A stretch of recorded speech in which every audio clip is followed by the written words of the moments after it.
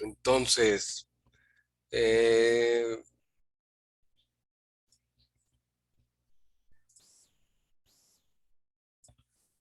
vamos a esperar que entre Francisco.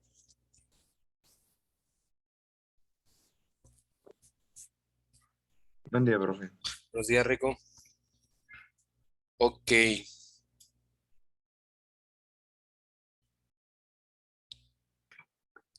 Buenas tardes, profe. Buenas tardes. Una pregunta, jóvenes. Entonces, ¿la siguiente semana ustedes estarían yendo a clases ya? Bueno, a prácticas.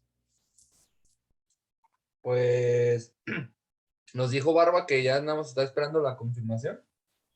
Y considerando que, por ejemplo, también iríamos con ustedes, entonces. Ok, entonces miren, les voy a poner una tarea, no es tarea como tal. Hay que llenar unos formatos, que es el D2, el D3 y no me acuerdo qué otro. Ahí me anexan los formatos de esta forma. Si es el D2, ponen D2, espacio, sus apellidos juntos, guión bajo, sus nombres, guión bajo, y van a poner la materia SEI de Seminario de Electrónica Industrial, guión bajo, la fecha del próximo viernes, por favor. Si fuera el formato D3, pues también el D3 y así sucesivamente, ¿no? La idea es que ellos revisen todos los formatos y cualquier cosa nos la digan con tiempo para yo poder pues decirles si nos vemos el próximo viernes o no nos dejaron, ¿no? Y el próximo viernes haríamos nuestra primera práctica entonces. No sé si me explico. ¿De dónde subimos eso o dónde Yo lo les voy a tenemos? crear una tarea. En la tarea No. me anexan esos formatos. ¿Les parece bien?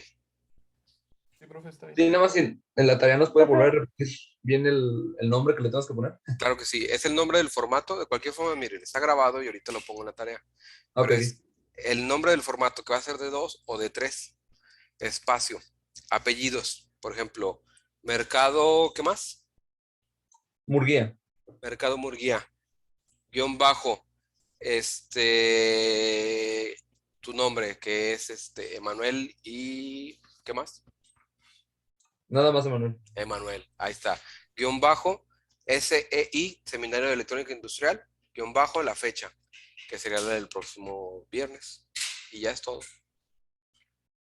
Pero de cualquier forma yo se los escribo, ¿no? Y con eso podríamos entrar en teoría al laboratorio. Obviamente ahí, ya saben, si se sienten mal, con toda confianza, ¿saben qué? Me siento mal, no puedo ir.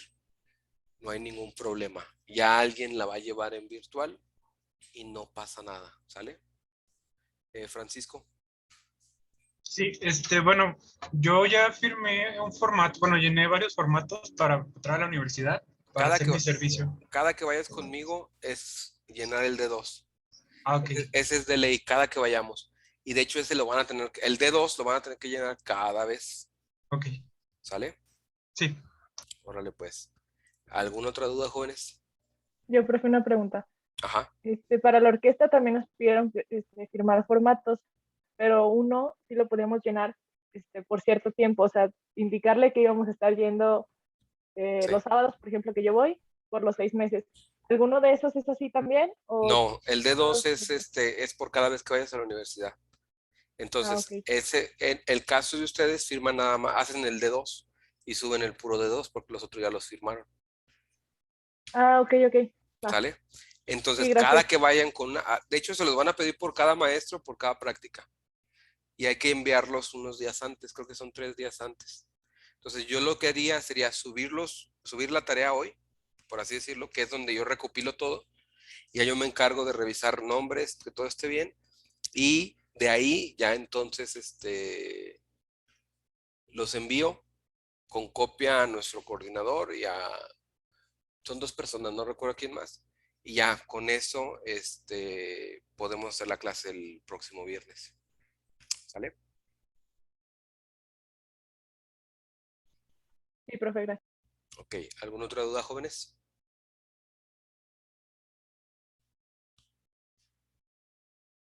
Ok, entonces recuerden, con toda confianza, no se sienten bien, me dicen, no vayan, no se preocupen, alguien más va a tomarla en virtual Y también tomemos en cuenta de que hay que llevar cubrebocas y careta para que no les digan nada, ¿no?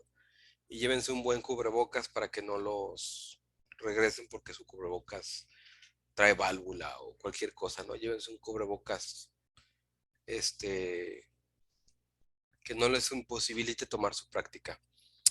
¿Alguna otra duda, jóvenes?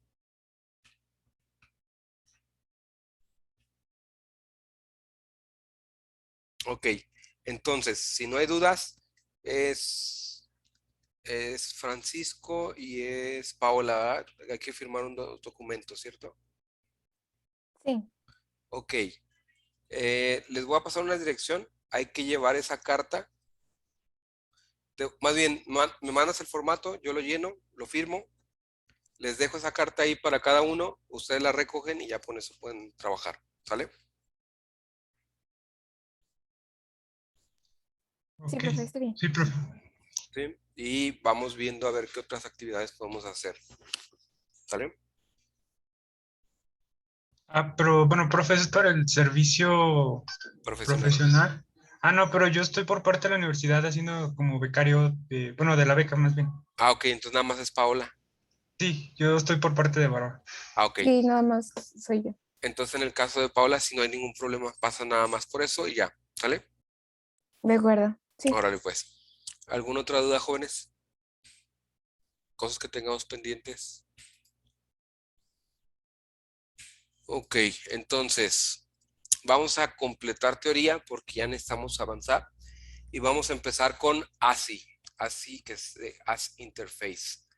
Esta tecnología está enfocada un poco hacia sensores, sobre todo a sensores y alguno que otro elemento en específico, pero en general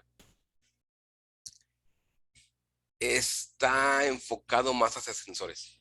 Fue más o menos creado para el año de 1994 y fue una serie de universidades y de organizaciones y de empresas que se crearon para que se organizaron, perdón, para crear un estándar donde tú pudieras tener una gran cantidad de elementos de sensor o de sensado, por así decirlo, y poder colocarlos en un bus industrial que te permita realizar el control de, una disculpa, de todas estas señales y la recopilación de todas las señales.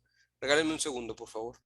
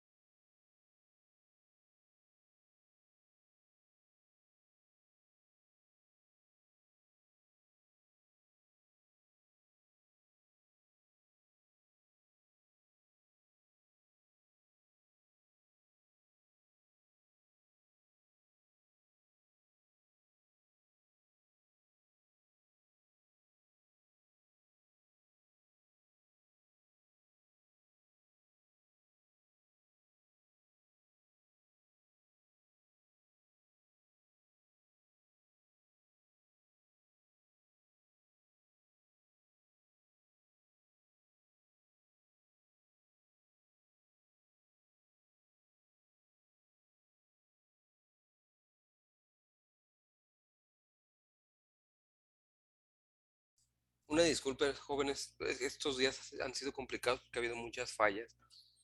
Se lo atribuyo un poco a las lluvias, ¿no? Pero, bueno, les comentaba sobre este protocolo. El protocolo está muy enfocado en sensores. Entonces, hay una asociación que se llama Asociación AS Interface, formada por 11 empresas del área de los sensores y los actuadores binarios, o sea, de sí o no. Las especificaciones se ofrecen de forma gratuita a las empresas interesadas. Y por esto mismo, ASI es un bus estándar, abierto e independientemente de cualquier fabricante. Está utilizado como un sistema de enlace para el nivel más bajo de procesos en instalaciones de automatización porque nos estamos refiriendo a que se utiliza mucho en sensores y también en cierto tipo de actuadores, no en todos, pero sí. ¿A qué voy con esto? Bueno, ASI, su característica principal es que estamos viendo que es un protocolo idóneo para la conexión de actuadores y sensores cuya respuesta cae en un sí o un no, encendido o apagado. Y a través de ASI, tiene lugar tanto el intercambio de datos entre dichos sensores y actuadores y un maestro ASI, como la alimentación de los actuadores de dichos actuadores y dichos sensores. ¿A qué voy con esto? Miren, muy simple. ¿Qué pasa si yo tengo, por ejemplo, 4, 7 u 8 detectores optorreflectivos difusos? Que igual su configuración puede ser PNP o NPN y los tengo que pasar a través de un bus y pues obviamente es un cable por cada sensor. Ya cuando son 8 sensores, son 8 cables que yo tengo que distribuir por alrededor o en las periferias del equipo o de la máquina y que tienen que llegar ese bus de 8 cables, de 8 conductores, por así decirlo, con 3 cables cada uno que vienen siendo alimentación del sensor y señal. Entonces, ¿qué es lo que pasa? Para simplificar esto, se creó este protocolo que es ASI, en donde uno llega con los sensores, que pueden ser cualquier tipo de sensor, con conector M12 o M4 y se coloca, M8, perdón, y se coloca en el esclavo de tipo ASI. Y ahora sí, ya que está en el esclavo, nada más mandas un cable que puede ser de 2 o de 4 hilos y ese cable va directamente hacia una estación maestra y esta estación puede ser una pasarela que lo convierte a otro protocolo o que esté insertada dentro del mismo PLC y donde podemos leer el mapeo de cada uno de los sensores o en algunos casos actuadores, como lo pueden ver aquí, que son unas electroválvulas que pues es simple o abierto o cerrado. No tenemos algo analógico, sino algo completamente digital. Entonces, ¿qué es lo que sucede? Se convierte en un solo arnés y nos ahorramos nosotros el cableado de 8 o 10 sensores que tendríamos que tener un cable bastante largo si queremos llegar, sobre todo si tenemos una línea de producción un poco más grande o más amplia y que imposibilita entonces el que nosotros podamos tener ahora sí que una solución más simple en cuanto a cableado. Con ASI no. Con ASI llegamos a una barrita, esa barrita que es la que ustedes ven que dice Maestro IO-Link, en donde llegan todos nuestros sensores y de ahí mandamos un solo cable que llega hasta nuestra Maestro ASI. Y de ahí podemos incluso hacer una pasarela para comunicación con Profinet, por Profibus, por Modbus TCP, por cualquier otro protocolo que nosotros podamos utilizar o que simplemente esté acoplado dentro del mismo bastidor o del mismo rack del PLC y siendo como una unidad del mismo, ¿no? Y ahí poder identificar todo el mapeo.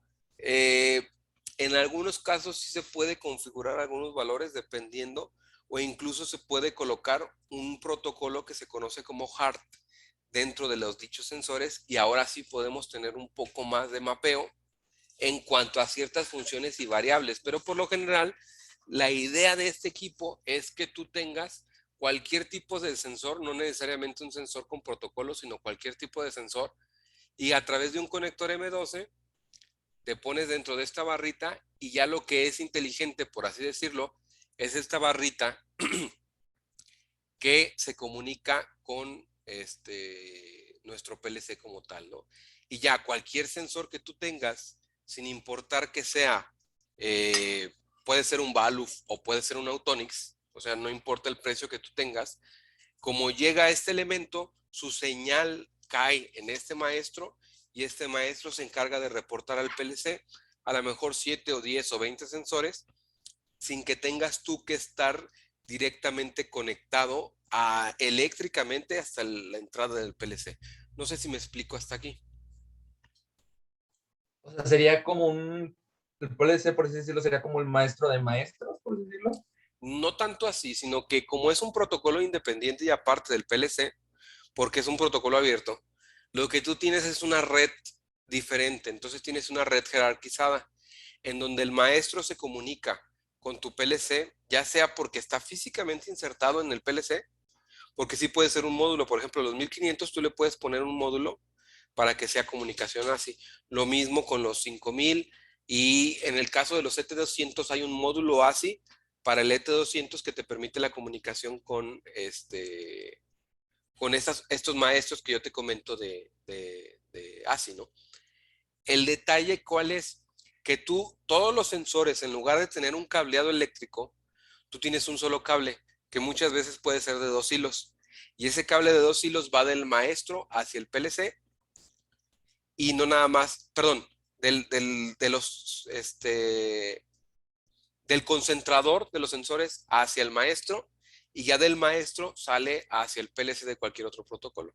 A eso también se le conoce como un gateway. No sé si me explico ahora.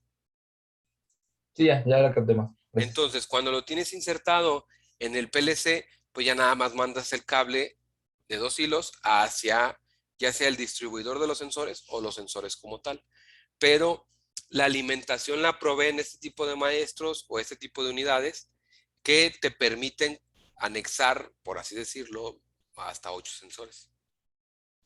Entonces tú ya nomás lo que haces es colocar tus regletas, que así también les pueden decir, y ahí vas conectando todos tus sensores por medio del M12 y simple y sencillamente vas recopilando toda la información a través de esos elementos y la envías por protocolo hacia el maestro. El maestro lo comunica al PLC y el PLC en todo momento sabe el valor de los sensores en un tiempo muy corto, ¿no? No sé si me explico.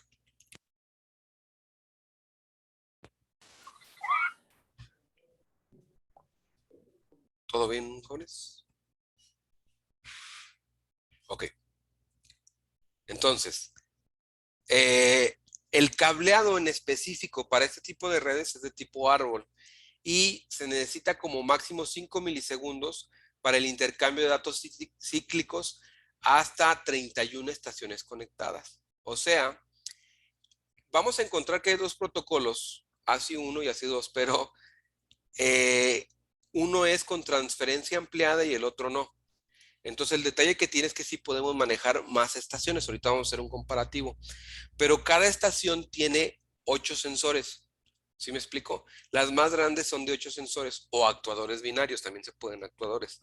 Mientras estos actuadores sean, por ejemplo, una electroválvula que es abre y cierra, se puede. Entonces, ustedes lo que ven aquí es que llegan a conectar sus sensores aquí. Sus sensores pueden ser que no sean ASI como tal, sino es un sensor normal con su conector M12, llegan, se conectan y ahí simple y sencillamente se encuentra la alimentación para dichos sensores y además se encuentra el receptor de la señal del sensor. Y entonces, en lugar de mandar los 8 cables de los sensores, mandamos uno solo que llega hasta el maestro y el maestro ya dice, a ver, el sensor 1, 2 y 3 están en 0, pero el 4, el 5, el 6 y el 8 están encendidos.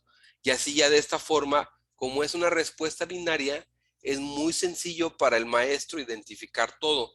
Pero cabe aclarar que esto solamente se utiliza, por ejemplo, en elementos que son lentos en sí para su proceso. De hecho, sea de paso, un PLC ya recordamos que es un elemento que se utiliza para procesos lentos, no para procesos rápidos. Por eso muchas de las veces este protocolo es ideal porque necesitamos un tiempo de 5 milisegundos para el intercambio de datos con cada una de las estaciones que tenemos nosotros conectadas. Entonces, esto que ustedes ven en pantalla sería una estación y en esta estación tendríamos nosotros los 8 sensores y de ahí vamos hacia un maestro que sería algo similar a este tipo de red, en donde yo ya tengo todos los equipos, todos los dispositivos y vamos reportando con un solo cable o pudiera ser con distintos cables, ¿no? También, de esta forma se simplifica un poco. Ahora, aquí vamos a poner en comparativa otros fabricantes con respecto de ASSI. Otros fabricantes lo que hacen es que envían una señal por cada estación y ASSI lo que hace es que envía todo en un solo canal. No sé si me explico. Entonces, de esta forma, es un solo canal que llega hacia el maestro en lugar de estar teniendo cable por módulo o por estación. Entonces, todo se comunica a través de un solo cable, por así decirlo. Cada módulo tiene una entrada y una salida, y de esta forma es como si fuera un repetidor en sí.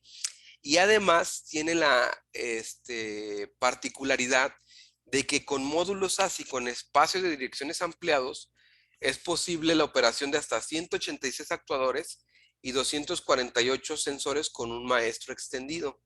Y con módulo ASSI estándar pueden funcionar hasta 124 actuadores y 124 sensores, lo cual es un montón de sensores. No sé si me explico hasta aquí. Esto se utiliza mucho, por ejemplo, cuando tú tienes diferentes elementos dentro de una sola línea de producción y estos elementos están controlados por un solo PLC. Ejemplo, una línea de extrusión que tiene el control en un solo PLC, o sea, que tiene un control centralizado. Cuando estamos hablando de una línea de extrusión de lámina de plástico, estamos hablando de una máquina que de largo mide 20-25 metros. Entonces, imagínense mandar de 25 metros el cable de los sensores. Uno, sabemos que no hay sensor que llegue con cable a 25 metros. Dos, esto implica tener que poner, por ejemplo, un registro con clemas en donde nosotros tengamos ahí la alimentación de 24 volts y tengamos a partir de eso separados de cualquier variador de velocidad o de cualquier carga de tipo 4, ¿no? Entonces, ¿esto qué implica? Bueno, no es tanto riesgo, vamos a ser honestos, pero sí hay un riesgo de que existe interferencia, por ejemplo, en sensores vitales como pueden ser encoders, que los encoders sí son muy delicados. Entonces, ¿qué es lo que pasa? Para evitar ese tipo de problemas, entonces se colocan elementos como esto, donde tú en lugar de poner un registro con clemas, pones tu registro. De hecho, esto lo puedes poner sin necesidad de tener una caja como tal. Hay unos de grado, por ejemplo, IP67 y así, que técnicamente tú no tendrías que poner en un gabinete, los puedes poner sobre la máquina como tal y ahí conectas todos tus sensores, 8 sensores o actuadores, y de ahí ya te reportas al PLC con un solo cable, haciendo que sea muy simple. No sé si me explico hasta aquí. O si hubiera alguna duda. Ok, entonces. Una duda, profe. Te escucho. Si en ese modelo que está de ASSI llegara a fallar alguno de los repetidores, ya todos los que están después ya no tendrían la señal, por así decirlo. No, solamente falla ese módulo. Y ya lo que haces es que cambias el módulo y no necesitas configuración extra. Ok. ¿Sale?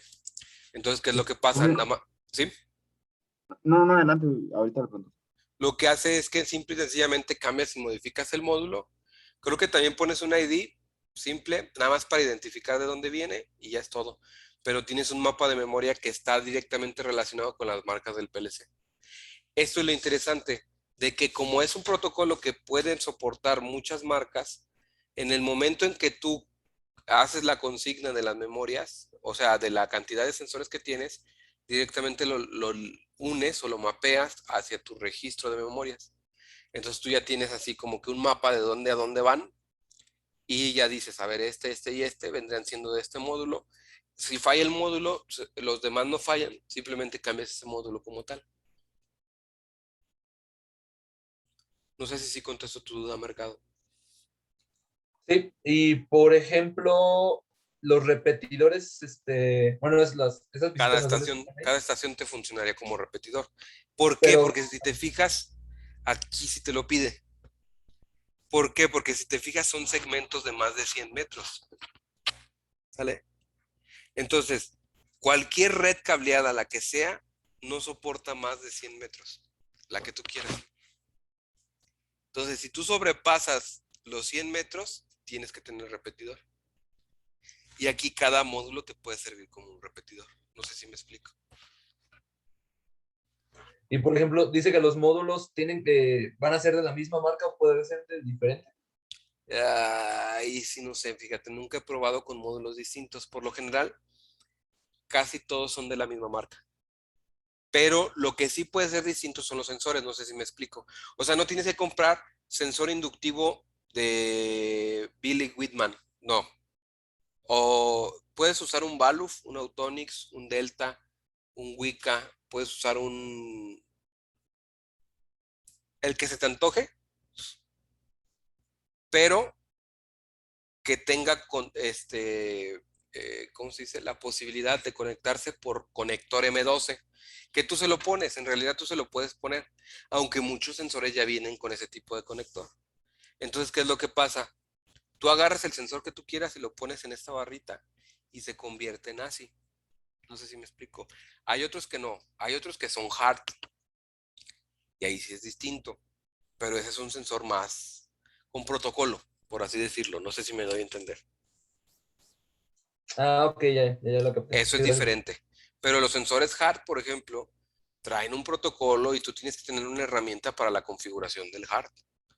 Y de hecho hay unas en Fluke que tú puedes conseguir para configuración de sensores hard. Y sí, te puedes comunicar con ellas. ¿Sí me explico? Y hay convertidores de protocolo y sí puedes, pero es diferente, son sensores distintos. Y también hay sensores inteligentes, ¿no? Que hay por comunicación de Bluetooth, por Wi-Fi. Pero aquí estamos hablando de sensores comunes y corrientes que tú puedes conseguir en cualquier local de refacciones de automatización industrial que se pueden conectar a estas unidades y que las vuelven en teoría. Mira, es que no es inteligente porque con lo de la industria 4.0, todo el mundo piensa que digitalización es igual a inteligencia 4.0 y no.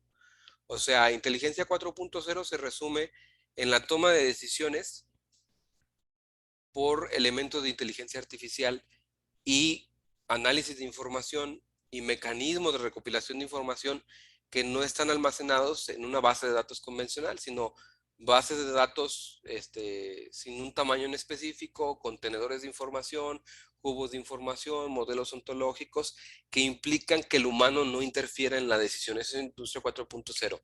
Y la anterior fue la revolución de la digitalización, que es cualquier sensor, tú lo recibes en una red digital y eso se convierte en algo que no como tal no es eléctrico, sino que está ya directamente en una red y que puedes tú tener acceso a él, ¿no? Eso es digitalización. Entonces, este protocolo está desde el 90 y tantos y la idea que es que en lugar de que tú tengas un cableado desde el sensor hasta 30 metros donde está el PLC, que tú puedas conectar todos los sensores de la última pieza de esa máquina en unas barritas y que esas barritas las mandes directamente por un solo cable hacia allá. Y entonces la canalización, el esfuerzo de cablear y todo se vuelve mucho más simple, ¿no? O sea, reducirte el trabajo para ti como integrador cuando tú tienes una máquina ya muy grande, ¿no? Si es muy pequeña, pues tal vez ni te convenga el gasto, siendo sincero. No sé si me doy a entender ahora. Sí, y una pregunta ya particular. Un sensor, por ejemplo, de presión de 420 mA podría ser adaptado con ese conector M12 y entrar en este tipo de cosas. Es que ¿sabes qué? Que la mayoría de estos son para digitales. Sí hay algunos que te permiten una respuesta y te lo manda. Mira, así es puro digital, o sea, sí o no. Pero ha habido adaptaciones y ha habido modificaciones con otras marcas que sí te permiten, por ejemplo, poner un encoder, que poner sensores analógicos, sí hay. Pero así como tal, lo que hace es que sea exclusivamente cualquier sensor que sea de tipo digital. O sea que se puede responder con sí o con no. O sea, nada más. Sí hay algunos, pero ¿cuál es el detalle? Bueno, el detalle está en que muchas veces esa respuesta tiene que llegar directo al convertidor y que recuerda que el convertidor pues tiene una resolución y que la resolución no te va a definir el valor máximo y mínimo, te va a definir el mínimo paso entre que te puede dar en el cambio de la señal. Entonces ahí es donde porque si tú tienes un sensor de 4 a 20, pues lo que tú quieres es que llegue directo al PLC, y por lo general, si tú quieres tener en el PLC, pues tienes un 16 bits, como mínimo 12 bits, ¿no? Y en estos equipos a lo mejor no alcanzas esa definición.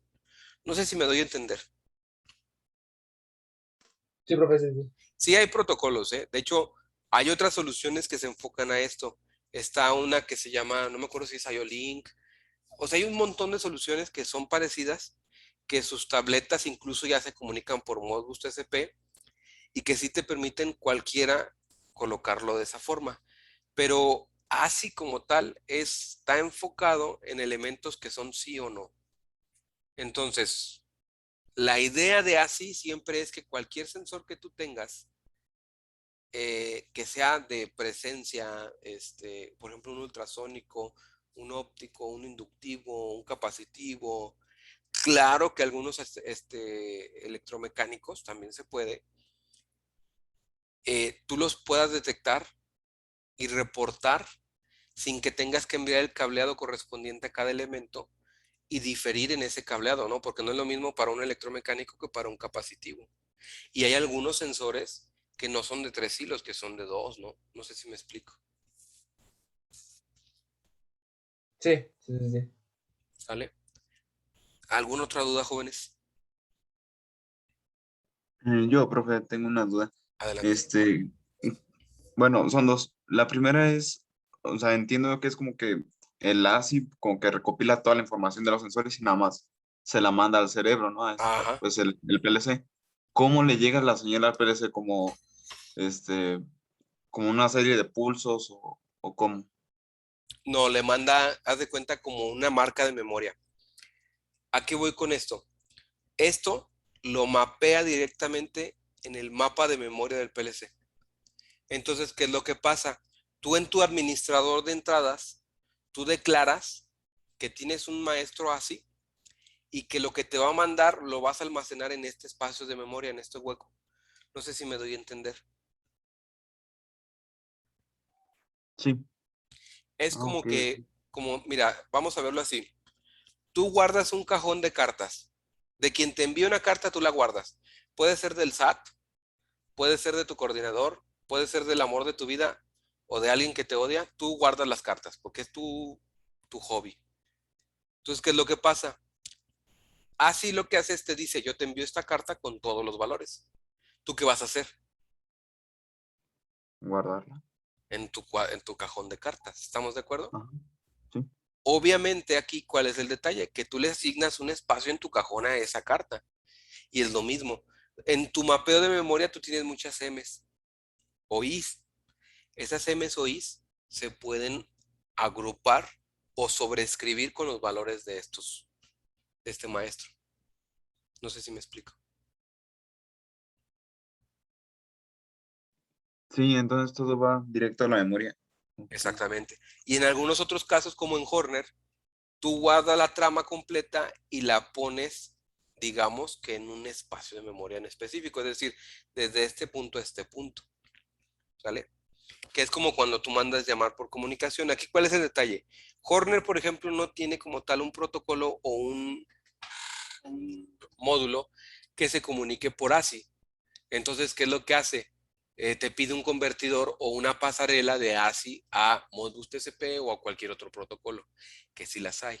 Entonces, tú lo que pones intermedio es una pasarela, por ejemplo, de Modbus TCP, y ya tú lo que ves es, dependiendo de las memorias o de los elementos que tú tengas, cada petición puede ser de 32 bits, entonces alcanzas a recibir sin problema, de 32 palabras, alcanzas a recibir sin problemas 32 por 16 sensores.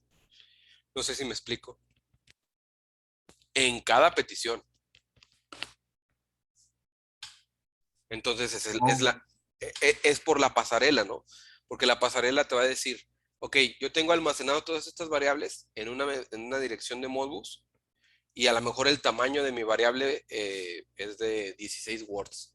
Ok, en 16 words ya te guardó todo el valor de todos los sensores. Que es ilógico, te voy a decir por qué. Porque si el número máximo de sensores que puedes tener es 8, no vas a mandar 10 words por estación. Pero sí puedes hacer el que agrupar las estaciones, 2 estaciones en una palabra, y enviar a lo mejor 32 palabras, que serían 64 estaciones. Ahí sí se puede. Entonces eso es lo que tú verías. Pero todo es el manejo del protocolo. O sea, todo lo que haces es mapearlo en un espacio de memoria. A lo que, resumido todo en cuentas, es lo que tú vas a recibir se va a guardar en un espacio de memoria que tú asignas desde el PLC. O sea, un ejemplo, desde M0.0 hasta M100.0. O en el caso de Horner, desde una R1 hasta R50, un ejemplo. No sé si me explico ahora. Sí, profe. Sí, más que nada era eso. Es que, por ejemplo, en Siemens sí tienes el manejo directo de ASI porque es compatible. De hecho, hay módulos ASI de Siemens. Pero en Horner no. Y en otros PLCs no. No tienes un módulo directo. Por X o Y, ¿no? Entonces, ¿qué es lo que pasa? Necesitas una pasarela, así se le llama. Y esa pasarela te la convierte a otro protocolo y con ese protocolo te comunicas. Oh, ya. Y la otra, bueno, igual y ya lo dijo, nada más que me tocó entrar un poquito antes, digo después. ¿Ok?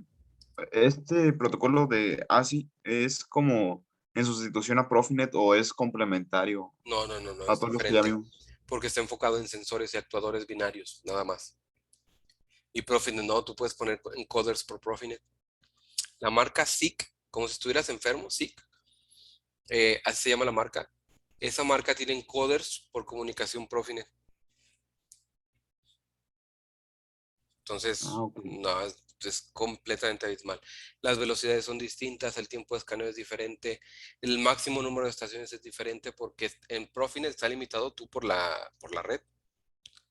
Y creo, no estoy seguro, puede ser que le esté diciendo mentiras, pero creo que ya se viene lo de IPv6 para Profinet. Entonces imagínense el tamaño de la red. Si una red de clase C es de 4,000 millones y cacho, ¿no? Ahora imagínense una IPv4. Que obviamente estamos hablando de que si necesitas una dirección de este tipo es porque,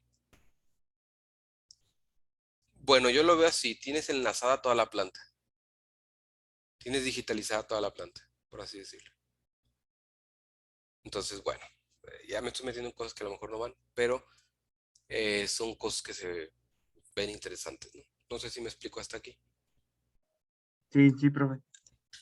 ¿Alguna otra duda, Y jóvenes? Sí, adelante. respecto a costos, o sea, ¿sí son implementados en las empresas, por ejemplo, de las que aquí, o es de que muy caro para ellos y dicen no, mejor? Donde yo Me más la los he rifo. visto es en las integradoras. Te voy a ser bien honesto. O sea, las que ya fabrican la maquinaria, no en... O sea, a mí nunca me ha tocado instalar una porque casi siempre estoy compitiendo contra precio, que es lógico, ¿no? Porque yo trabajo para pequeña y mediana empresa. Pero si yo trabajaba para la industrial, para la parte, ¿cómo se llama? Automotriz, el presupuesto cambia y aunque sí compites por presupuesto por una licitación, muchas de las veces ese presupuesto está mucho más inflado al presupuesto que maneja una pequeña y mediana empresa. Entonces, en mi caso, me ha tocado más reparar o mantener, ¿si me explico? Que instalar, siendo sincero. Ah, ok, va. Gracias, profe. ¿Alguna otra duda, jóvenes? Ok. Entonces, ¿qué ventajas tiene? El montaje es muy sencillo. Algunas de estas incluso, como les comento, si ven estos tornillos que tienen tanto el principio y el fin y la forma que tienen estas que ustedes ven en específico son posibles de tienen la posibilidad de ser montadas en máquina, o sea, en estructura. Donde tengan un espacio abierto, libre de cualquier acceso, ahí lo pueden poner, sin tener que poner un gabinete. ¿Sale? Y entonces ustedes llegan y se conectan, y ustedes pueden ver en la parte superior izquierda, tienen aquí un simbolito. Ese simbolito es el simbolito de ASI. Y con eso se dan cuenta. Y pueden venir desde 4 hasta 6, hasta 8, máximo es 8, ¿no? Y así es como se pueden hacer. El montaje es muy simple. Y lo que se tiene es que el montaje o la transmisión de datos y energía pasa por el mismo cable, haciendo que no te tenga que poner un registro donde todos lleguen a un voltaje, sino que la barrita ya puede proveer de voltaje a los sensores que lo necesitaran. No sé si me doy a entender.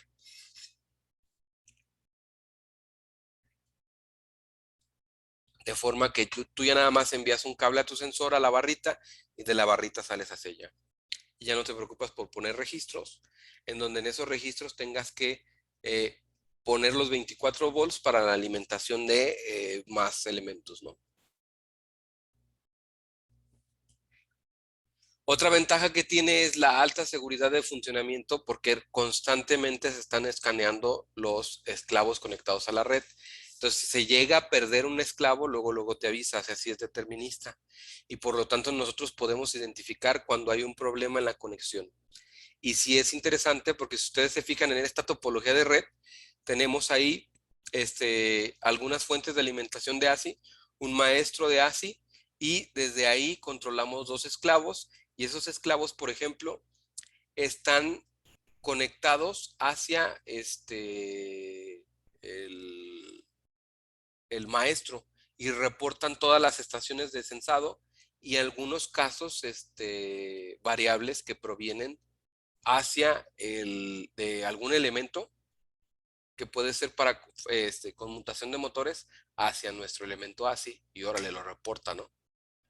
Desde arrancadores suaves, contactores, guardamotores, para poder reportar en esa parte ¿cómo se dice? El estado de dicho elemento, ¿no? Binario. ¿Qué otra ventaja te implica el tener o manejar ASI? Bueno, lo que te implica es que tú tienes armarios más pequeños. ¿Por qué? Porque fíjense lo que hay aquí. Aquí yo ya estoy leyendo 8 sensores y fíjense nada más lo que tengo. Una fuente, el maestro, e incluso tengo aquí un botón de paro de emergencia, un relé de seguridad y tengo más cosas. Lo que implica que todo se puede compactar. ¿Por qué? Porque como tú ya tienes un elemento que te concentra los sensores, ya no tienes que crear un registro, luego de ese registro mandar todo un bus con puros cables de calibre 18 azules o con cables con malla, y preocuparte por ese tipo de detalles de interferencia que pudieran existir al estar cerca de fuentes de clase 4 que te pudieran ocasionar interferencia, ¿no? Entonces te quitas ese problema. Y por lo que les decía, otra ventaja que yo les veo es que el tiempo de parada es más pequeño en caso de fallo, porque, como les decía, los módulos se pueden insertar tal cual, o sea, son no hot swap, pero sí son, quitas y pones el otro módulo y ya. Entonces, relativamente es bastante sencillo. No sé si me explico hasta aquí.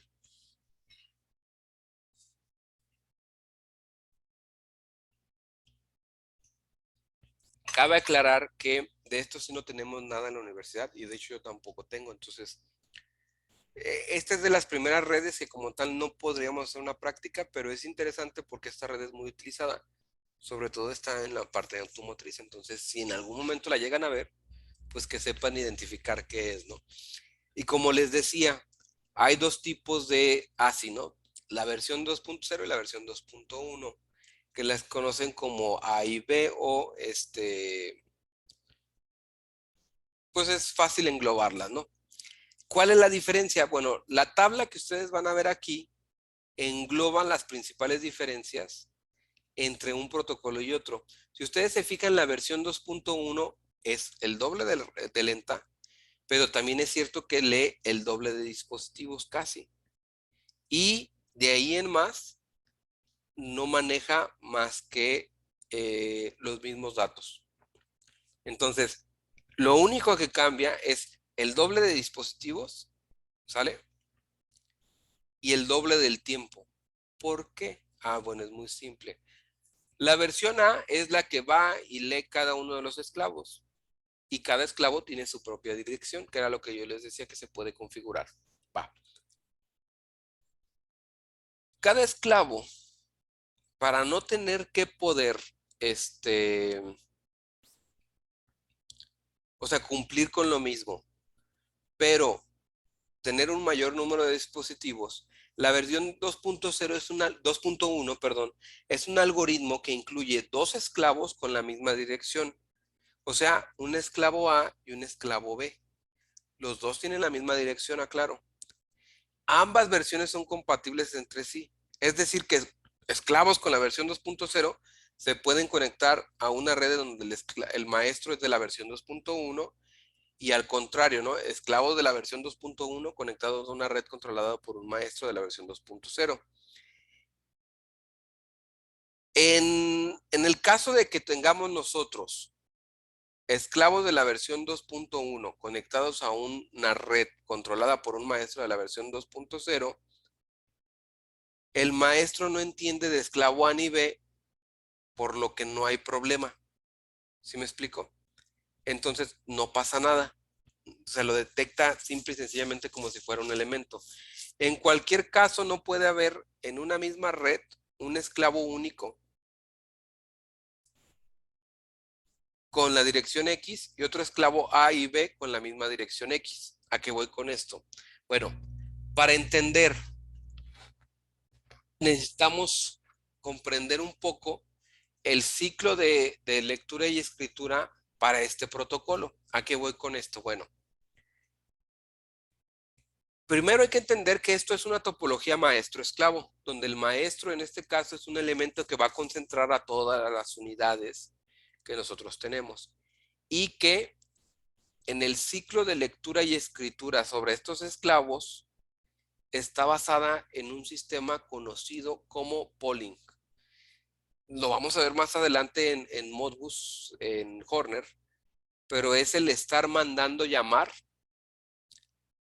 el estado actual de dichos elementos, en donde el maestro en primer lugar realiza una llamada a todos y cada uno de los esclavos tipo A o únicos, en donde copia el estado de sus entradas y les fuerza las salidas al el estado indicado por el programa, ¿no? Y desde el esclavo 1 o 1A hasta el esclavo 31 o 31A, uno tras otro, lo va haciendo. Es decir, empieza con el 1, luego con el 2, con el 3, con el 4, con el 5. ¿Qué es lo que pasa cuando ya acabó y es la versión 2.1?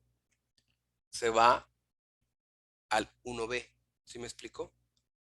Y luego al 1, al 2B, al 3B.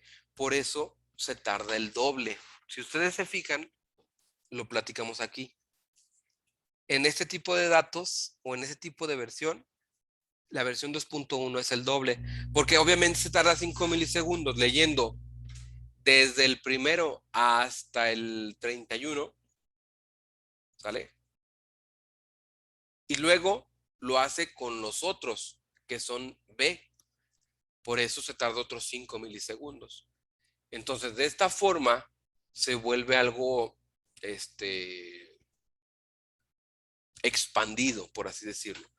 Y es determinista. Entonces, nos asegura la actualización de los datos de todos los esclavos en 5 milisegundos.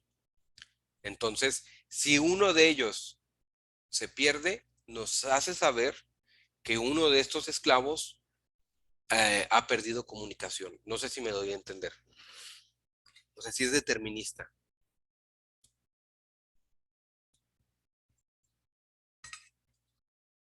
¿Sí queda claro? Una duda, sí, Ajá.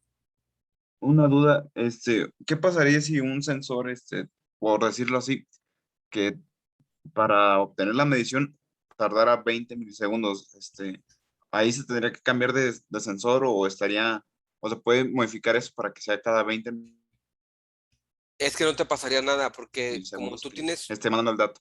mira, ahí el problema sería que tú tuvieras un cambio de valor en un periodo menor a 5 milisegundos. No sé si me explico. Sí, Ahí sí tuvieras un problema, pero si cambia cada 20 milisegundos, es lento para el sistema que traes. Tú lo puedes leer 4 veces más rápido. ¿Sí me explico?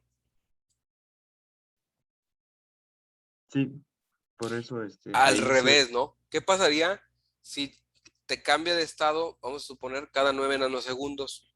Ahí es un buen de tiempo, ¿no? De diferencia. ¿Sí me explico? Sí. Ahí sí a lo mejor sí estarías en problemas.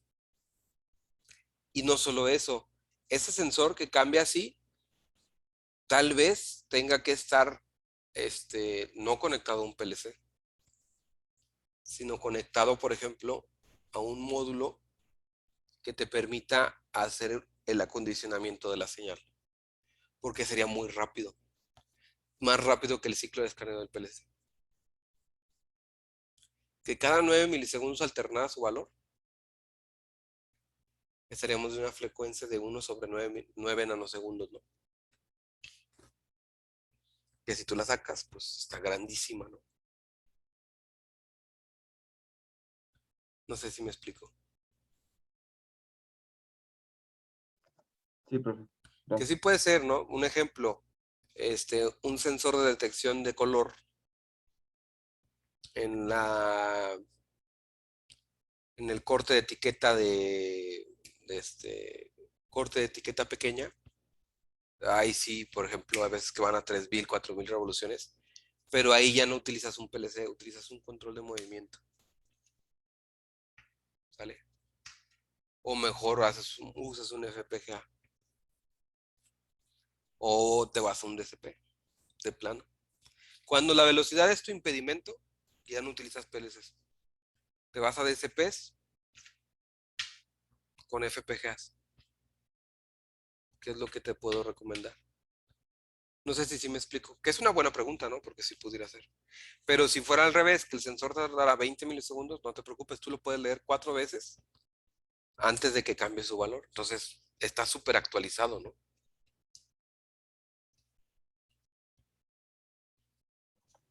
Y por ejemplo, en ese caso de que lo lee 4 veces, no estaría leyendo, por ejemplo, 3 veces un valor erróneo. No sé, suponiendo que era temperatura y no No sé, que tarda. porque el sensor está cambiando su estado, o sea, estaba en 0.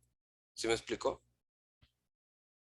O sea, es que cambia hasta 20 milisegundos después. Si tú piensas que esos 20, o sea, no es un sensor que esté retrasado en su sensado, ¿sí me explicó? O sea, que sensa y hasta un tiempo después te replica, porque entonces está mal el sensor. No sé si me doy a entender. Ah, ya, ya. Si tú comprendo. piensas de esa forma, entonces el sensor es lo que está mal. Porque el sensor en cuanto te lo detecte, te lo debe de dar. Y teóricamente debe de ser así porque es electrónica de estado sólido, ¿no? Vamos a pensar en un sensor inductivo. Un sensor inductivo utiliza el principio ECO, ¿no? Eddy Current Killer Oscillator. Entonces, cuando un campo magnético generado por ese sensor se ve interferido por la absorción de su campo a través de un elemento ferroso, que sí llega a pasar, cuando tú llegas y colocas un elemento metálico, que es un elemento ferroso, se atenúa el campo, la amplitud de ese campo magnético generado por las corrientes de Eddy. Y es justo en ese momento cuando al caerse la amplitud se detecta un cambio que está en un comparador y si la amplitud es menor a cierto valor, te da la salida. Pero estás hablando de una bobina, es algo eléctrico, o sea, trabaja a la velocidad de la luz, ¿no? Entonces, si el sensor no te estuviera dando esa respuesta, está mal el sensor. No sé si me explico ahora. Sí, sí, profe.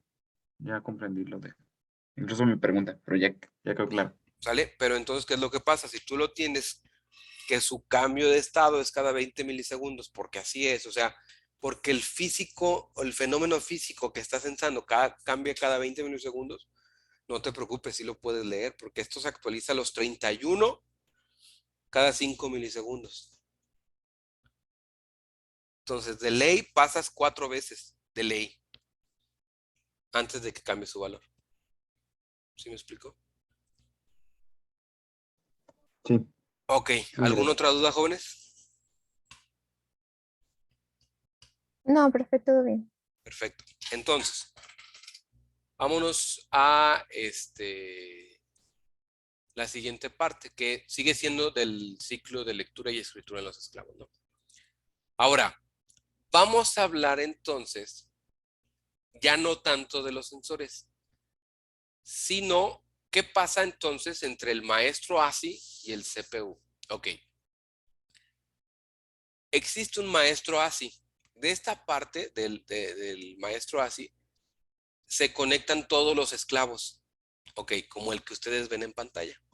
Ahí llegan todos los cables amarillos que son los esclavos de ASI, ¿no? Entonces, el maestro dispone de su propio procesador y este realiza la función de actualizar todos los datos de los esclavos conectados en la red y guardarlos en su propia memoria no volátil. Entonces va a leer el estado de las señales de entrada de cada esclavo, la copia en su memoria y así como asigna a cada salida de cada esclavo el estado que estaba registrado en su propia memoria. Y luego, este CPU debe realizar el traslado de los datos del estado actual de las entradas, así como en el que se deseen poner las salidas hacia el CPU. No sé si me explico. Hacia el maestro. Digo, hacia el PLC. Y el PLC va a asignar un espacio en la memoria de datos, que puede ser el área de marcas, aunque lo más común es reservar un área de bloque de datos, y por lo tanto el programa del PLC copiará los datos registrados en la memoria no volátil del maestro ASI, que corresponde al estado de todas las entradas de cada uno de los esclavos, y podrá hacer uso entonces de todos estos datos realizando el programa correspondiente a su debida aplicación, ¿no? Y por último va a enviar los datos que corresponden al estado en el que se desee que estén las salidas de los esclavos del maestro ASI. Entonces, mientras la CPU del PLC realiza su scan a lo que es el programa cargado en él mismo, el maestro de ASI realiza su propio scan sobre los esclavos configurados y conectados en el bus, y de esta forma los datos del estado en el que se encuentran las señales de entrada y salida de cada uno de los esclavos van a estar actualizados para cuando la CPU lo crea necesario y haga uso de todos estos valores. No sé si me explico hasta aquí. Por eso es que se necesita un módulo independiente, porque si no, tendrías tú que asignar en el scan un punto en el cual se registren todos los elementos de ASI. No sé si me explico hasta aquí. Profe, ahí me confundí un poquito. Entonces el maestro guarda todos los estados, el estado actual de los esclavos o de los sensores que están conectados a él. El CPU los toma y los sube al PLC. Exactamente. Ah, Porque haz de cuenta que es un CPU independiente, pero este CPU está enfocado únicamente a la comunicación con puro elemento ASI. Y él hace su lista de scan. Entonces, él de forma independiente al PLC, él está reconociendo todos los esclavos, ya sean 31 o 62, y está actualizando todos los estados, tanto de las entradas como de las salidas, ¿no? Porque puede leer los valores de las entradas y actualizar los estados de la salida, y luego todo ese paquete se lo pasa al PLC. Y el PLC lo que dice es, a ver, ya recibí este paquete y todas estas entradas están en 1 y todas estas están en 0. Y ahora quiero que por favor escribas estos valores en todas las salidas. Y se lo regresa. Y el maestro de ASI lo recibe y dice, ok, déjame recopilo todas las entradas y te voy a escribir ahora todas las salidas a todos los esclavos. Escribe las salidas y las reporta. Ok, esto es lo que tienen que estar en las salidas, no sé si me explico. Y ya el maestro está reportando toda la información al PLC, y el PLC es el que toma la decisión, porque el PLC lo recibe en su propia memoria y dice, a ver, yo tengo aquí estos sensores en 1, y como los tengo en 1, les corresponde a estas salidas este valor. y los escribe así. No sé si me doy a entender. Sí, profe. ¿Sale? Y nada más una pregunta.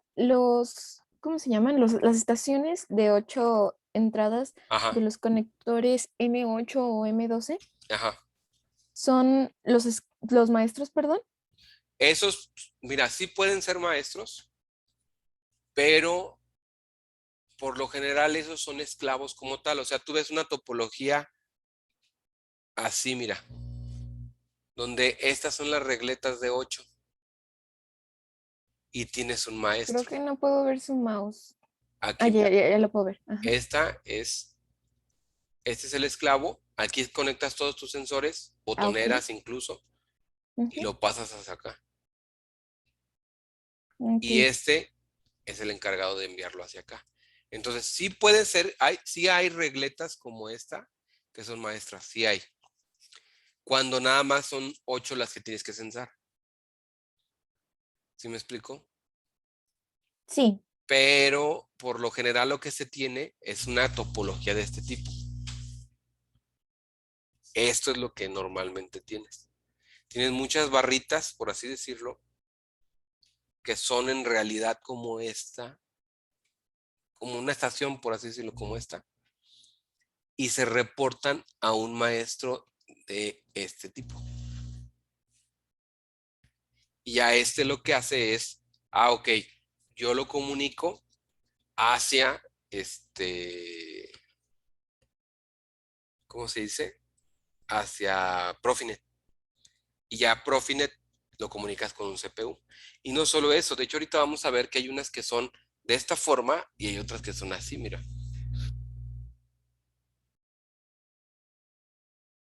Pero es lo mismo, ¿sale? Entonces, si tú te fijas, tanto este como este son igualitos. La única diferencia es que este lo convierte a Profinet y este también. Entonces, ¿qué es lo que cambia? Ok, observa lo siguiente. De esta a esta, este está enfocado en seguridad y es a lo que iba. Hay una opción de ASI que está enfocado a relevadores de seguridad y está enfocado a, por ejemplo, con puertas, válvulas, bueno, no válvulas, sino solenoides que estén colocadas en elementos de seguridad para el operador. Por ejemplo, para abrir puertas, la detección de que la puerta está abierta o cerrar la puerta con una solenoide, paros de emergencia, botoneras de paro y así sucesivamente. No sé si me explico hasta aquí. sí, profe. Entonces, esta aplicación de ASI Safety tiene Ajá, que tener un tiempo de respuesta todavía más corto, ¿no? ajá, que en realidad si te fijas, en este caso, cuando tú tienes safety, le va a dar prioridad a esos sensores. ¿Y qué es lo que sucede? El tiempo de escaneo hasta 31 son de 5 milisegundos, lo que implica que tú recorres técnicamente la información de 2 estaciones en menor tiempo. No significa que te vas a tardar los 5 milisegundos en 2 estaciones, sino que en menos estaciones es menor el tiempo y lo reportas sin hacer un cambio significativo. Entonces, cuando tienes esto, así es. Y da la prioridad para detener. Sobre todo esto se comunican mucho. Los de safety yo los he visto más puestos con relevadores de seguridad. Y estos relevadores de seguridad pues tienen ya la noción o el compromiso o el objetivo de poder detener el proceso en un tiempo bastante corto, ¿no? No sé si me explico ahora. Sí, profe, todo bien. Gracias. Gracias. ¿Alguna otra duda, jóvenes?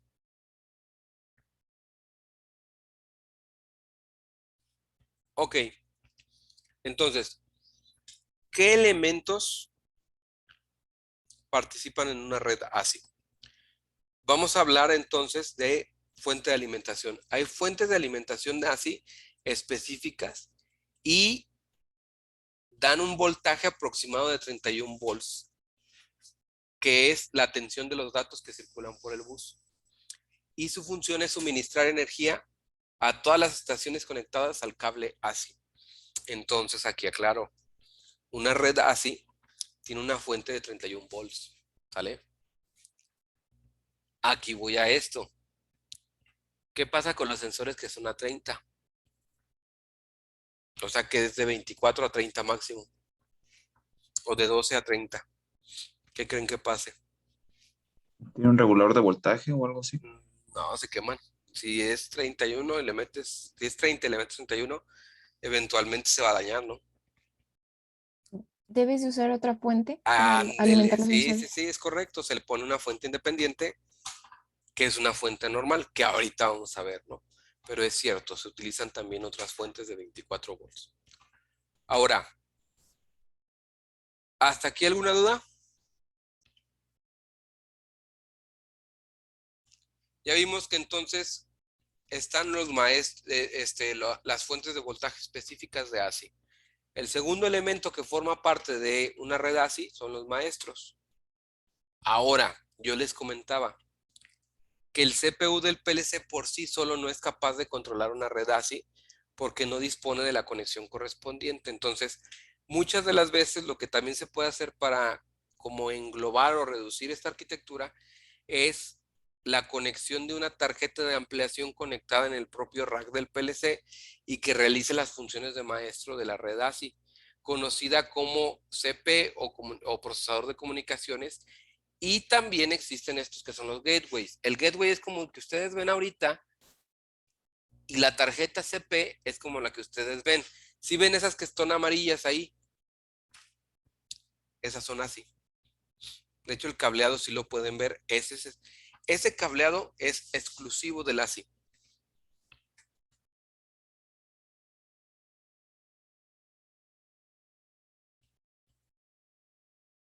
Ahora, bueno, esto es personal. A mí me cae bien gordo ese cableado porque así te lo venden. Pero este mismo cableado lo encuentras en Estados Unidos en todos lados. En la luz, en donde sea, así lo encuentras. No sé por qué les encanta hacer ese tipo de cables. O sea, cualquiera que haya ido a Estados Unidos y le haya tocado hacer o ver el interior de una casa, o sea, no el exterior, por así decirlo, que se ve hacia todos, ni lo que se ve a quien vive, sino la parte de abajo de los crawl space y los sótanos o se van a dar cuenta de que el cable es como este. Así puede ser de 3 hilos. Es más, el cable de 3 hilos así viene. No sé si alguno de ustedes lo ha visto en algún momento. No, profe, yo no. No, yo tampoco. Pero en Estados Unidos casi todo el cable es así. No sé por qué les gusta. Y no es alambre, es alambre, no es cable. Entonces, es una de las cosas que a mí no me gustan, pero bueno, no me preguntaron, ¿no? Si quería yo hacerlo en específico, pero bueno. Entonces, el cableado es de esta forma. Y así se ve insertado en el módulo de un ET200. Y luego están los esclavos, ¿no? En cuanto a los esclavos de ASI, vamos a encontrar una multitud de modelos diferentes en cuanto a formas, tipos, números de entradas y de salidas, funciones, y que pueden ir desde un esclavo para entrada y salida estándar hasta esclavos en forma de célula fotoeléctrica o sea, ¿cómo se dice? Una fotocelda. Y arrancadores, o sea, botoneras completas, balizas, o sea, lámparas de señalización y y otros elementos de ese tipo. Entonces sí hay una variedad bien grande. Rejas de seguridad también, manijas para rejas de seguridad es a lo que me refiero. Solenoides para detener esas dichas manijas. Eh, ahí sí hay una gran cantidad de elementos que nosotros vamos a encontrar en cuanto a esclavos. No sé si me explico.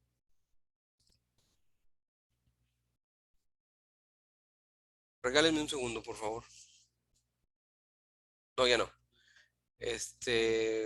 Yo, profe, no comprendí lo de la célula fotoeléctrica o una algo fotocelda, así. un sensor normal de presencia. De Ah, esos. ok. Ajá. Ya. ¿Sale? Sí, sale. Ok. ¿Alguna otra duda? Ok. Y otro elemento que ahora sí es una fuente de alimentación estándar porque algunos de los esclavos o de los sensores, más bien dicho, necesitan una alimentación de 24 volts. Entonces, cuando ese es el caso, necesitas una fuente de voltaje a fuerzas. Y es por eso que necesitas o se incluye dentro de la parte de ASI o de de estándar la fuente de voltaje normal, ¿no? Y luego está el tipo de cableado de los conectores, que es lo que les comentaba. O sea, casi todos los conectores son de esta forma.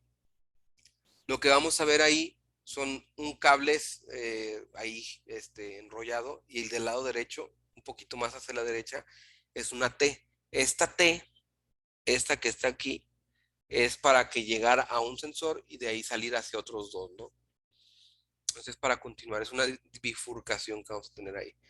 Así se ve el tipo de cable y hay de 2 y de 4, ¿no? O sea, cabe mencionar que lo que es café y negro se utiliza para la parte del positivo, donde se puede mandar la alimentación a través del negro y el blanco, o se puede incluir el mandar el mensaje a través de esos dos también, ¿no?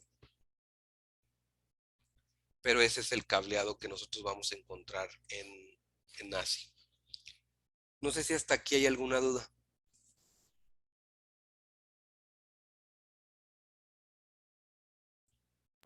¿Ese cable solo va a estar desde el Master ASI hacia el PLC o Hacia en los todo el eslavos. sistema? O sea, haz de cuenta que tú verías, fíjate en el cable amarillo, ¿no? Ve cómo está ahí. Ve cómo está ahí. ¿Sí ves? Y ve cómo está ahí. ¿Te acuerdas la T que yo te decía? Sí. La T ahí está, debajo del paro de emergencia. ¿Sí ves? Sí, tienes razón. ¿Por qué? Porque recuerda que la topología es así. De esta forma. Y que la idea es tener algo así. Entonces, bueno, esa es la razón del por qué. No sé si ahora sí me explico. Sí, profe. Ya quedó claro. Ok. ¿Alguna otra duda, jóvenes?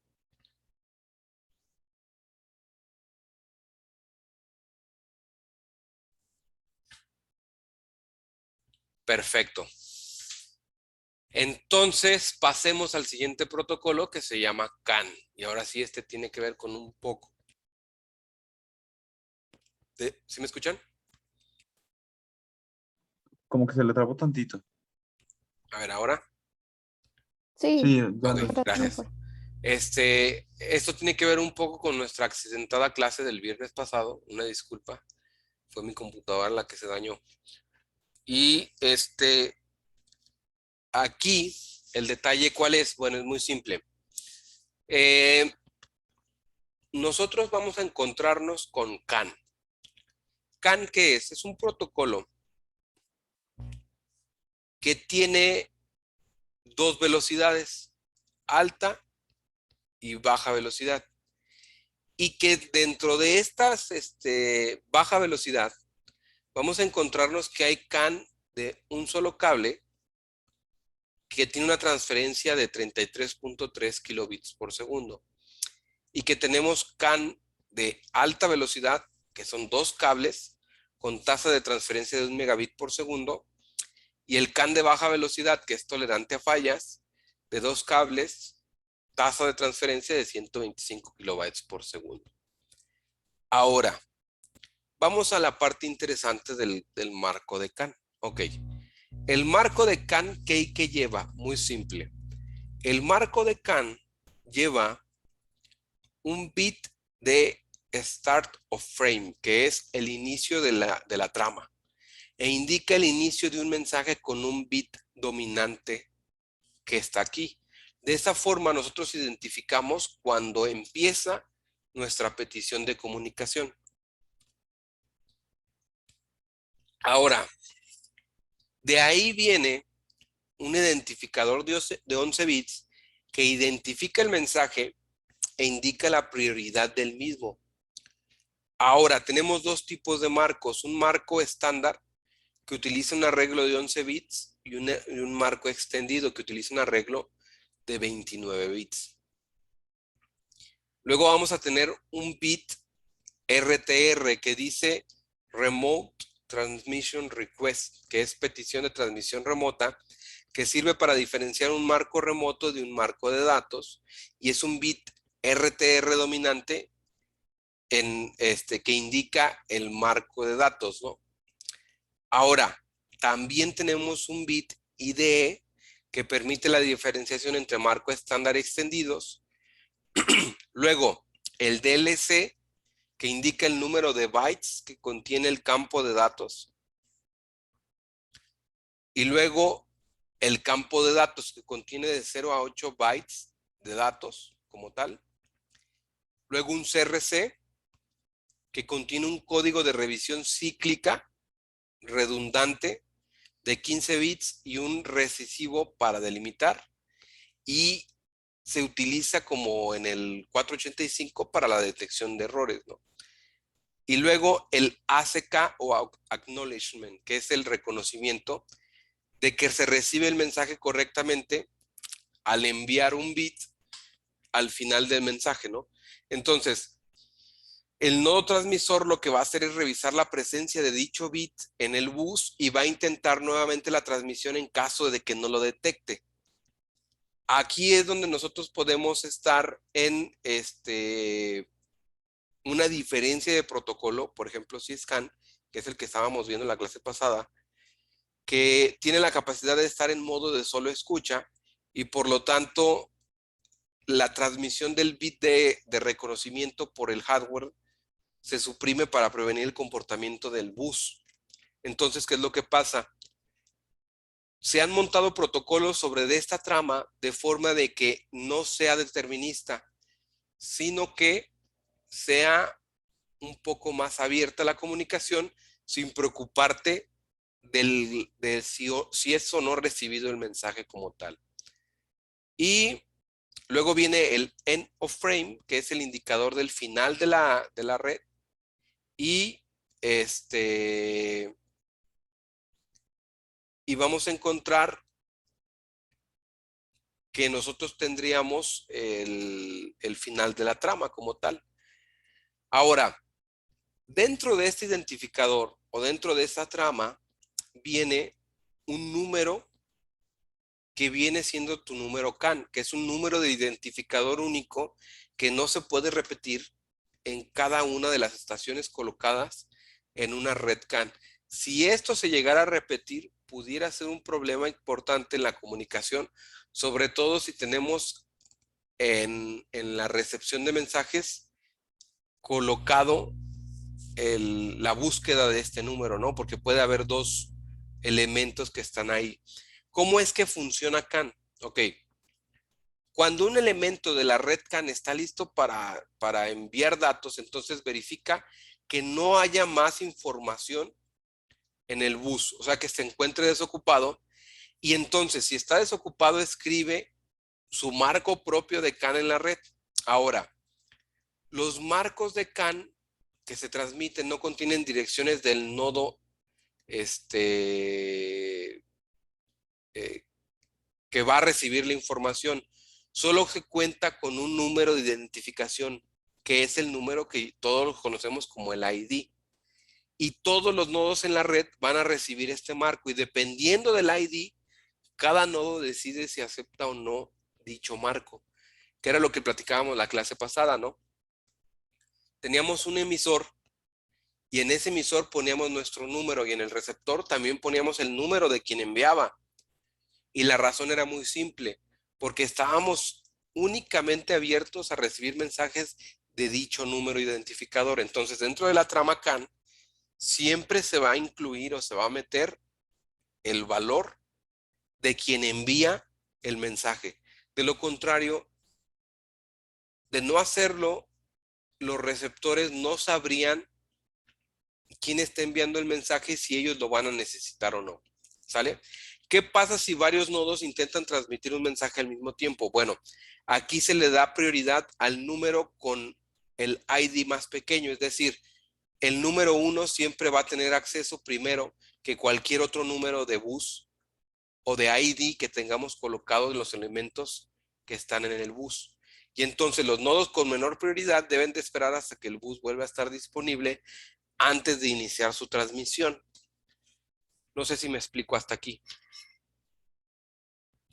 Cabe mencionar que esto difiere un poco de algunas topologías como CSCAN, en las cuales en CAN normal siempre va a dársele prioridad al número de menor tamaño.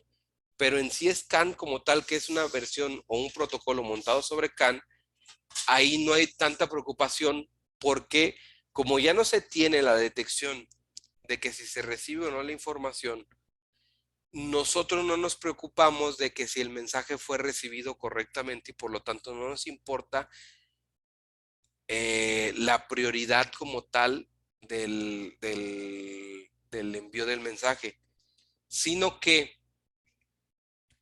cuando nosotros hacemos la transmisión del mensaje, englobamos nuestro ID y todos los escuchas siempre están recibiendo el mensaje todo momento y nada más lo que se preocupan es por recibir esas tramas que sí tengan el ID correspondiente. De esta forma ya no tenemos una prioridad en cuanto a quién lo mande o no, quién pueda mandar, sino que todos envían mensajes a la red y esas tramas las reciben todos. Y al recibirlas todos, como les decía, si al principio, como podemos verlo aquí, de nuestro identificador, vemos que no proviene de quien yo quiera por el identificador, pues simple y sencillamente, ¿sabes qué? Muchísimas gracias y pasamos al siguiente, ¿no? Que a cabo podemos identificar tanto el principio y el final de cada trama y sabemos que cuando viene el principio de la trama, podemos tener casi luego el acceso a nuestro siguiente mensaje o a nuestro identificador de quién manda dicho mensaje. No sé si me explico hasta aquí.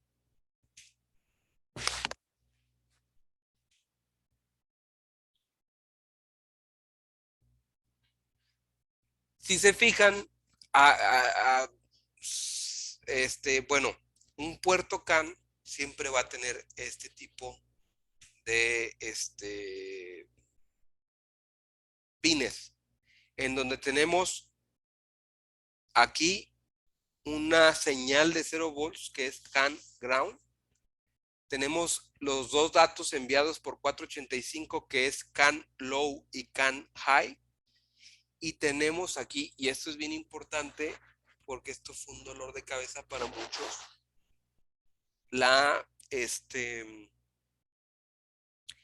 este tipo de cable debe de ser 2 pares trenzados con malla, pantalla y de preferencia que cada par trenzado tenga su malla.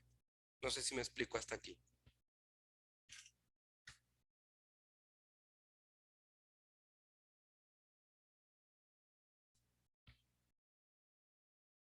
Y ese tipo de conectores ya lo venden así, ¿no?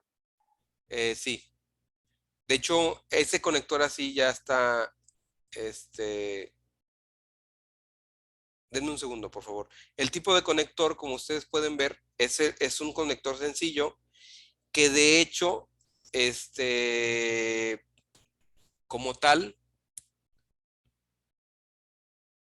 no tiene gran diferencia, por ejemplo, a la siguiente red que veríamos, que es DeviceNet. Entonces, por ejemplo, tiene la característica que CANopen, CSCAN y DeviceNet tienen el mismo tipo de conector y los mismos colores. Entonces, sí puede llegar a pasar que se confundan entre los tres. pero lo importante es nada más entender si es Allen Bradley, es muy probable que sea DeviceNet. Si es Omron, sí puede ser CanOpen y puede ser DeviceNet. Y si es Horner, por lo general, o es CanOpen o es Syscan. Para eso hay que investigar el tipo de modelo que es. O sea, no se pueden ir con la finta del conector porque el conector se utiliza exactamente igual para 3 protocolos. Ok, ok. ¿Alguna otra duda, jóvenes? Y cabe aclarar que el cableado se tiene que ver así.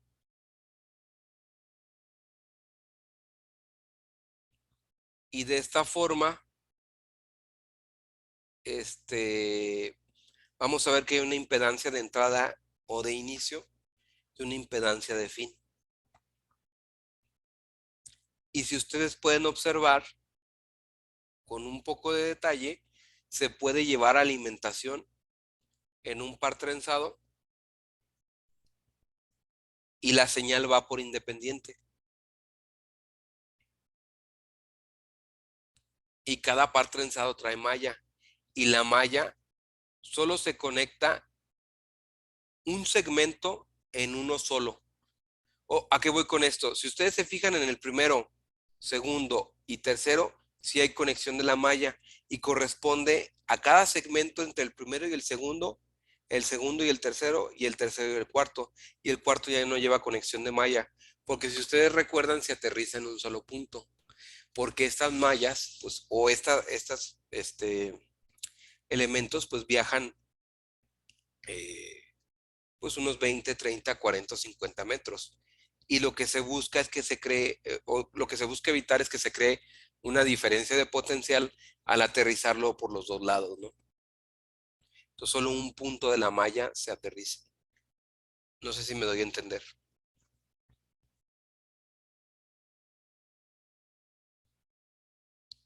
Y tenemos nuestra impedancia, ¿no? Al principio y al final, una resistencia de 121 ohms. Y con eso es más que suficiente. Este es el cableado que nosotros vamos a ver y tener en CAN. ¿Sale?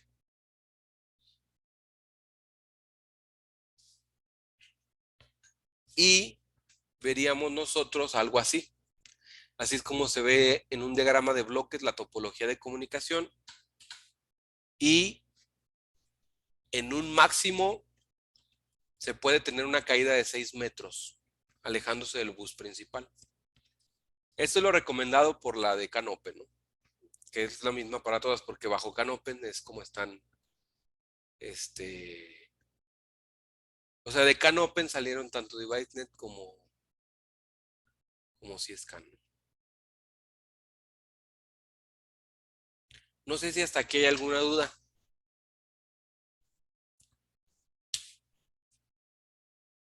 No, profe. Ok, entonces, fíjense bien lo que vamos a hacer.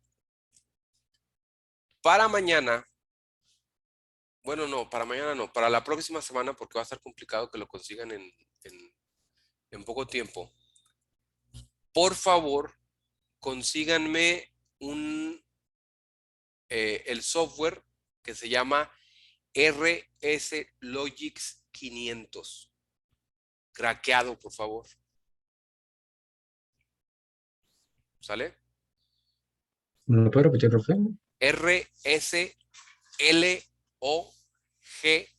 de gato y latina X espacio 500. 500.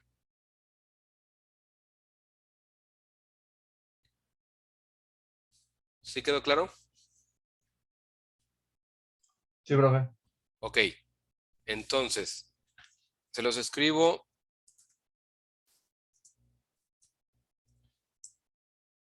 En el RS Logix.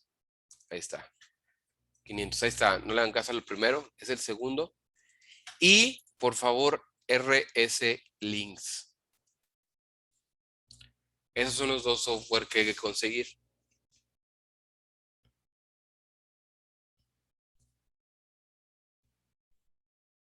Con eso podremos hacer prácticas con Allen Bradley.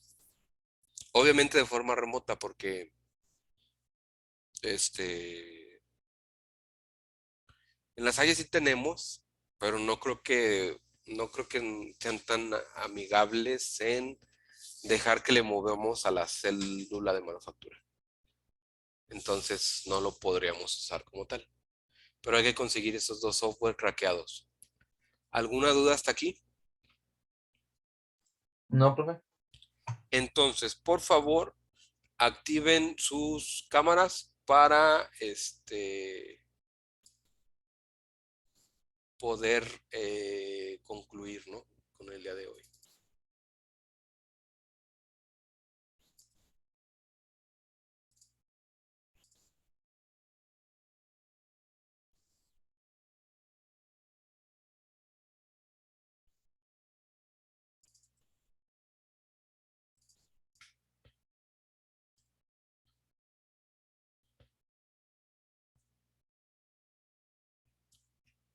Y sonrían.